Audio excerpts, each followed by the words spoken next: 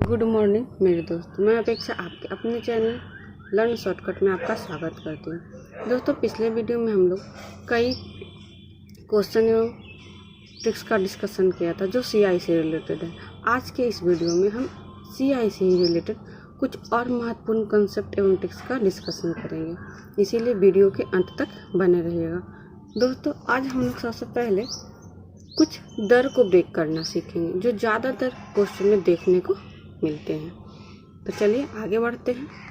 अगर समय 2 वर्ष हो और दर 1% की दर हो तो इसका सीआई कितना होगा? तो सीआई को हमें कितना परसेंट देना पड़ेगा? तो पहला साल 1%, दूसरा साल 1%। लेकिन हमने आपसे पहले वीडियो में बताया था कि जो हम ब्याज देते हैं अगले साल में उस पर भी हमें ब्याज देना पड़ता है सीआई में। तो पहला साल हम 1% दे रहे थे, दूसरा साल में अभी भी हम 1% तो देंगे ही, लेकिन जो ए दे रहे थे पहला साल उसका 1% भी हमें देना होगा। ठीक है, या अर्थात ए दर अगर हमारा 1% हो तो हम इसे लिख सकते हैं कि सीआई में कितना प्रतिशत देना पड़ेगा?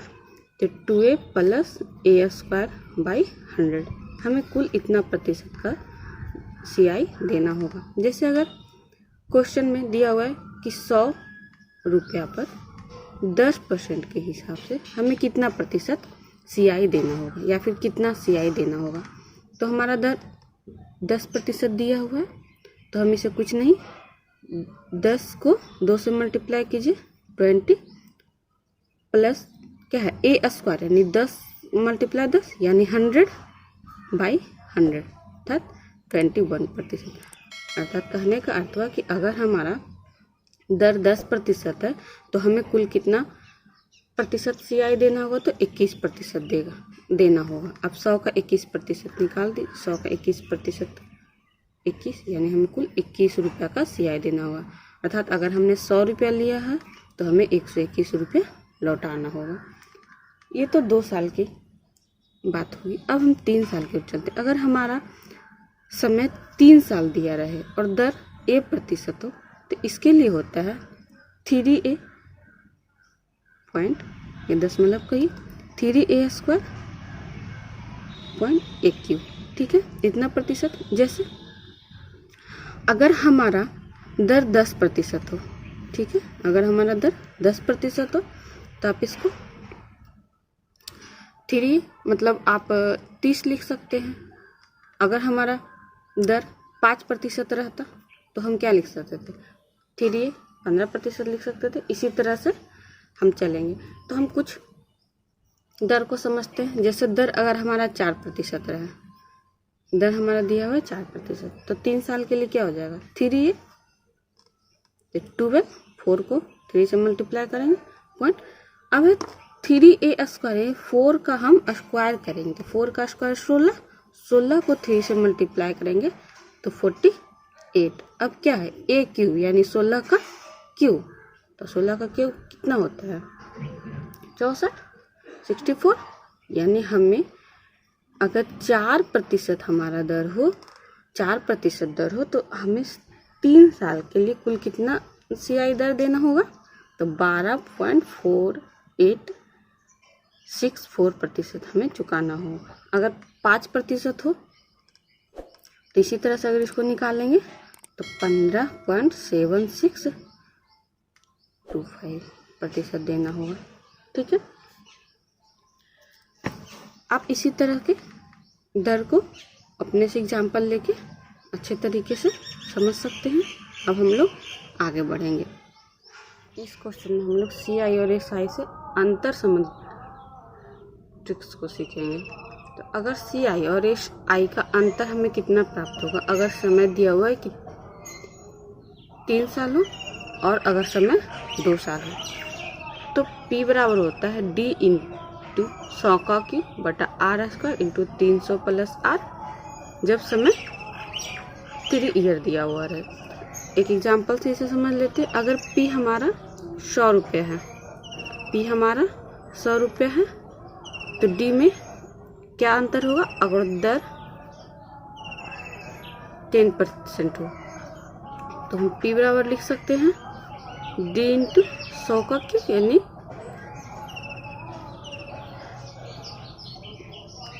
बटा R स्क्वायर 100 300 प्लस R यानी 300 में R का मान जोड़ देंगे जो कि 10 दिया हुआ 310। तो हम इसको सॉल्व करते हैं, 2 जीरो से 2 जीरो चला जाएगा, ये 2 जीरो से 2 जीरो चला जाएगा और फिर 1 से 1 चला जाएगा। तो D बराबर प्राप्त होगा 331/10 अर्थात 3.1। इतना रुपया का हमें अंतर प्राप्त हुआ जब हमारा समय 3 साल दिया हुआ था तब। ठीक है, अब हम अगर हमारा समय 2 साल दिया रहेगा तब हमारा CISI में कितना अंतर प्राप्त होगा। तो इसके लिए होता है P बराबर D इंटू 100 बटा R का स्क्वायर।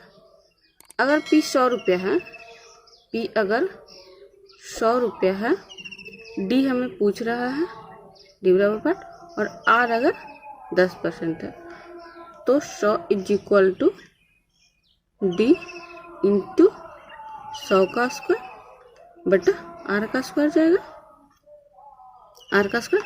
तो D बराबर हम लिख सकते हैं 100 मल्टीप्लाई 100 बाई इतना, देखिए पूरा कट के 1। अर्थात अगर हमारा 100 रुपया ब्याज है 10% की दर से अगर हम उसे लगा रहे हैं तो SI और CI में 2 वर्ष में 1 रुपया का अंतर प्राप्त हो जाएगा। जबकि हम 3 साल के लिए निकालते थे तो हमारा 3.1 रुपया आ रहा था। हुआ है 4000 रुपये 1 वर्ष 6 महीने में 6% की दर से वार्षिक एवं अर्धवार्षिक में कितना CI का अंतर देगा, कितना CI का अंतर देगा। अर्थात कहने का अर्थ हुआ कि अगर हम वार्षिक रूप से लगाएं और अर्धवार्षिक रूप से लगाएं तो अगर हमारा मूलधन 4000 रुपये है तो हमें CI में कितना का अंतर प्राप्त होगा। तो सबसे पहले दर निकालेंगे, तो 6% के ही दर है, तो वार्षिक अगर हम इसको कैलकुलेट करेंगे तो 6 + 3 + 6 मल्टीप्लाई 3/100, इसको सॉल्व करेंगे तो 6.08। अगर अर्धवार्षिक निकालते हैं, अर्धवार्षिक में दर आधा हाफ हो जाएगा यानी 3 हो जाएगा और समय 2 गुना हो जाएगा यानी 1.5 साल का 3 साल हो जाएगा। तो 3A इंटू 3A स्क्वायर एक क्यों, तो ये 6% है, 3%, तो 3 का मल्टीप्लाई करेंगे 3 से तो 9, 3 का स्क्वायर 9, उसका 3 से मल्टीप्लाई करेंगे तो 27 और 3 का क्यों करेंगे तो 27। दोनों का अंतर कितना है, दोनों का अंतर यहाँ पे 9.08 होगा। तो अंतर हो जाएगा, अंतर बराबर 9.27 माइनस में 9.08, दोनों का अंतर ये हुआ। इसको अगर हम निकालेंगे तो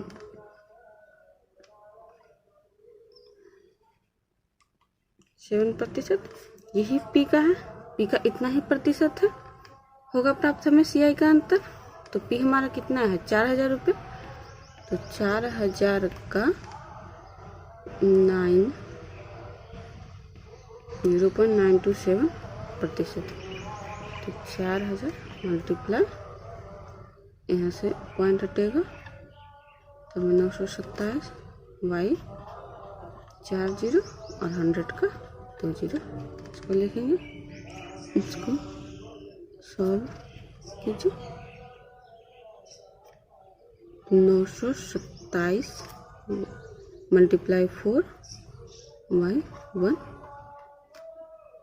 1000, इसको अगर इसे मल्टीप्लाई करेंगे तो इतना बाई 1000, इसको डिवाइड दीजिए 3.08 रुपये।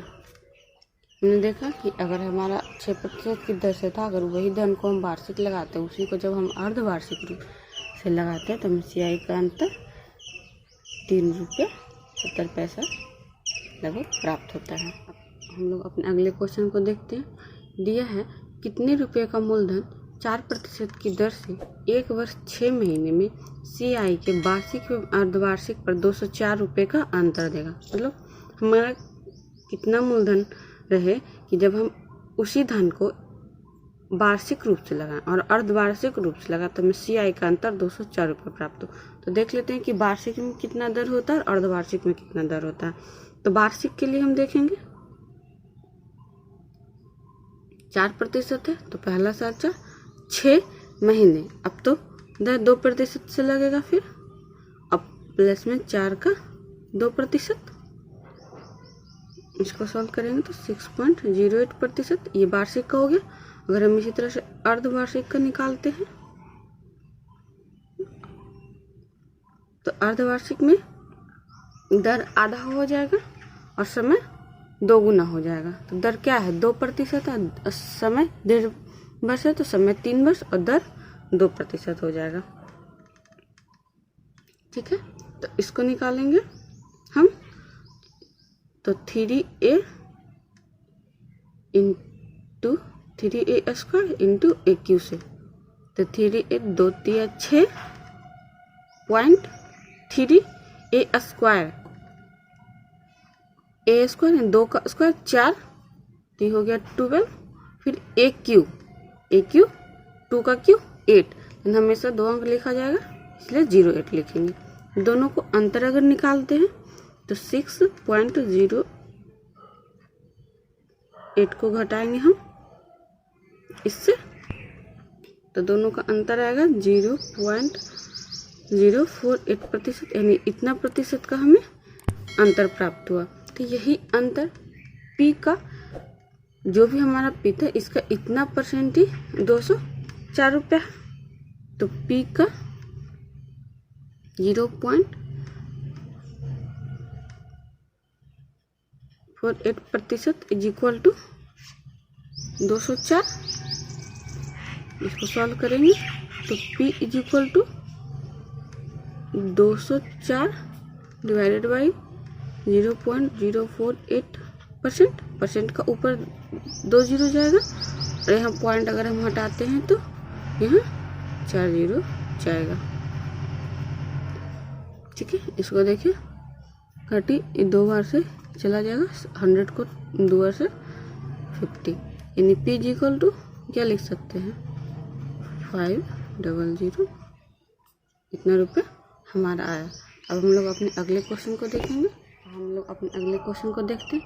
दिया है एक आदमी 25,220 रुपये का धन उधार लिया और वादा किया कि वह 5% की दर से 3 समान वार्षिक किस्तों में पैसा चुका देगा, तो प्रत्येक किस्त की कीमत ज्ञात करें।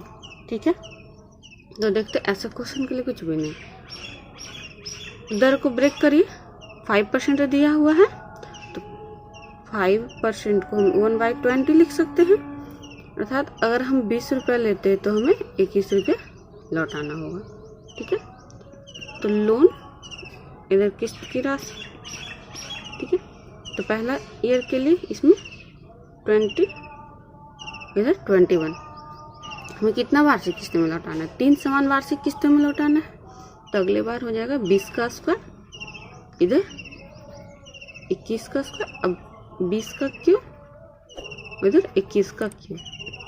देखिए इधर दे 3 समान वार्षिक किस्त में, जबकि इधर किस्त का मान हर बार क्या हो गया अलग अलग हो गया, इसे समान कर लेना क्योंकि दिया समान वार्षिक किस्त, तो इसको 92 बनाने के लिए 21 से मल्टीप्लाई करना होगा और इसे 441 से मल्टीप्लाई करना होगा। तो जैसे हम राइट साइड में जितना से मल्टीप्लाई किए उतना से मल्टीप्लाई तो हमें लेफ्ट साइड में भी करना होगा। पहले बार में 441 से मल्टीप्लाई किए थे, इधर 441 से मल्टीप्लाई, इसमें 21 से किए हैं, तो इसमें 21 से, इसमें तो कुछ किए नहीं थे तो इसी तरह से रहेगा। इसको टोटल अगर हम सॉल्व करिएगा, इस पार्ट को अगर हम देखते हैं तो ये कितना हो गया 8000, ठीक है, प्लस इसको मल्टीप्लाई करेंगे 8400 प्लस इसको मल्टीप्लाई करेंगे तो 0288, ये टोटल आया मेरा, इसको सारे को ऐड करिए,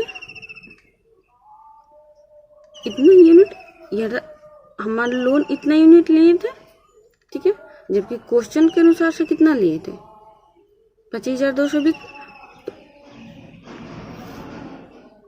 25,220 यूनिट बराबर है 25,220 रुपया। तो 1 यूनिट इज इक्वल टू 1 रुपया। तो हमारा किस्त कितना यूनिट था 9261 यूनिट, तो किस्त बराबर था 9261 यूनिट। तो रुपया में देखते हैं तो 9261 मल्टीप्लाई 1 यानी 9261 रुपया में किस्त के रूप में प्राप्त हुआ। दोस्तों हमारे साथ इसी तरह के क्वेश्चन को शॉर्ट तरीके से आप कैसे बना सकते हैं ताकि एग्ज़ाम में आपका कीमती समय बचाया जा सके और आप पूरे सारे के सारे क्वेश्चन को देख सके। तो हमारे वीडियो को ज़्यादा से ज़्यादा शेयर करें और हमारे सारे वीडियो में अंत तक बने रहें।